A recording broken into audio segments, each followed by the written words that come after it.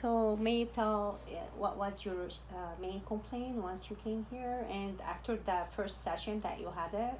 Yeah. So my main complaint when I came was I had lower back pain where every time I would bend a certain way or move a certain way, I wasn't able to move anymore or do anything until it moved back into the right position.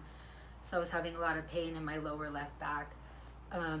Now my back is really warm and I have no pain at all. It feels really, really good, along with my knees and my elbows. But everything she did, I was really scared. I thought it was going to hurt, and nothing hurt at all. Everything felt really, really nice and really comforting, all of it. Thank you so much. You very much. Thank you so